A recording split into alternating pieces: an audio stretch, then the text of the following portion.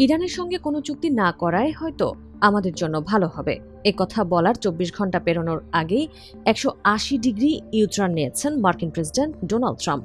এখন তার ভাষ্য, আমি ওটা বলিনি, বলেছিলাম আমরা যদি এখনই সেখান থেকে চলে গেলে তাদের পুনর্গঠন করতে ২০ বছর সময় লাগবে, কিন্তু আমরা এখনই যাচ্ছি না। অর্থাৎ ইরানে আবারও হামলার পূর্বাভাস দিয়েছেন ট্রাম্প।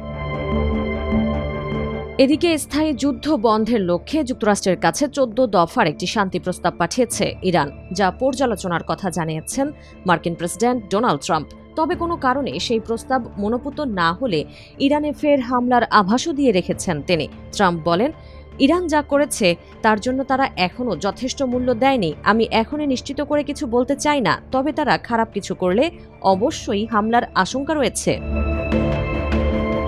ইরানের প্রস্তাব পর্যালোচনার কথা জানিয়ে ট্রুথ সোশ্যালে দেওয়া এক পোস্টে ট্রাম্প বলেন, ইরান আমাদের কাছে যে পরিকল্পনাটি পাঠিয়েছে আমি শিগগির তা পর্যালোচনা করব, কিন্তু আমি কল্পনাও করতে পারছি না এটি গ্রহণযোগ্য হবে, কারণ গত ৪৭ বছরে মানবতা এবং বিশ্বের প্রতি তারা যা করেছে তার জন্য এখনও যথেষ্ট মূল্য পরিশোধ করেনি।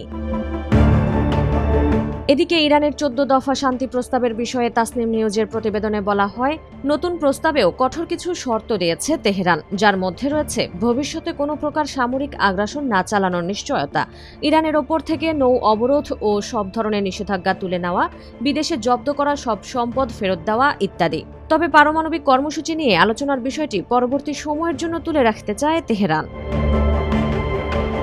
ইরানের দেওয়া প্রস্তাবগুলো নিয়ে দেশটির উপপররাষ্ট্রমন্ত্রী কাজেম ঘারিভাবাদি বলেছেন, চাপিয়ে দেওয়া যুদ্ধের স্থায়ী অবসানের লক্ষ্যে পাকিস্তানের কাছে একটি পরিকল্পনা জমা দিয়েছে ইরান। বল এখন যুক্তরাষ্ট্রের কোর্টে। কূটনীতির পথে হাঁটবে নাকি সংঘাত বজায় রাখবে সেই সিদ্ধান্ত তাদেরই নিতে হবে। এখন দেখার অপেক্ষা যুক্তরাষ্ট্র আদৌ ইরানের এই প্রস্তাব মেনে নেয় কিনা, নাকি ফের যুদ্ধের পথেই হাঁটে।